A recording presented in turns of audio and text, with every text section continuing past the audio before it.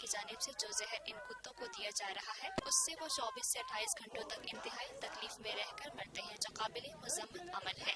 احتجاج میں شریک سول سوسائٹی کی رہنما ڈاکٹر مزنہ نے بات چیت کرتے ہوئے کہا، جو اینیمل ایکٹیوسٹ ہیں اور اینیمل شیلٹرز والے ہیں انہوں نے مجھے اپروچ کیا، انہوں نے کہا کہ اس مومنٹم کو ہمیں نہیں کھونا چاہیے، جو بھی مومنٹم بن گیا ہے ہم اسی کو آگے بڑھاتے ہیں، اور جو ٹریپ نیوٹر اور ریلیز پروگرامز کے پروٹوکولز ان پلیس ہیں جن پہ ان شیلٹرز نے، ان اینیمل ایکٹیوسٹ نے بہت محنت کی، ان کو امپلیمنٹ کرنے کی کوشش کرتے ہیں۔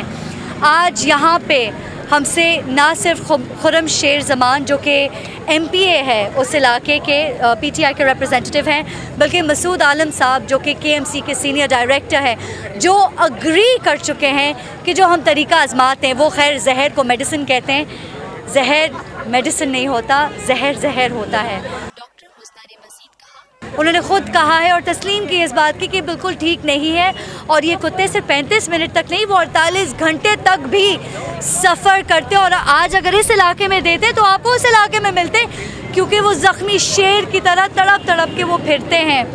دیکھیں ہماری ڈیمانڈز انجسٹ نہیں ہیں، یہاں پہ کوئی گرے ایریا نہیں ہے، بلیک اور وائٹ ہے، جو صحیح ہے وہ صحیح ہے، جو غلط ہے وہ غلط ہے۔ یہ جیتے جاگتے جانور ہیں۔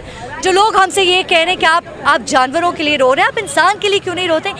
کسی نے یہ کیوں نہیں کہا کہ جو جانور کے لیے اتنا رو سکتا ہے وہ انسان کے لیے کتنا تڑپتا ہوگا؟ اس موقع پر ایک اور شہری ندا بٹ نے بات چیت کرتے ہوئے کہا، میں کراچی شہر کی رہنے والی ہوں، ایک اینیمل لور ہوں، ایک شہری ہوں، اور اس سٹی سے اور اس سٹی کی ہر چیز سے، انسانوں اور جانوروں سے بے حد پیار کرتی ہوں۔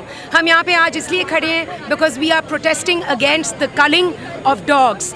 پاکستان ہم سب کا، ہم سب کا، ہم سب کا پاکستان، ہم سب کا، ہم سب۔ میں سید اختر، تصور سے تصویر تک ہم سب کا پاکستان۔ ہم زندہ قوم ہے، تابندہ قوم ہے، ہم سب کی ہے پہچان، ہم سب کا پاکستان۔ ہماری ترقی اور خوشحالی کا راز انصاف اور قانون کی بالادستی میں ہی ہے، ہم سب کا پاکستان۔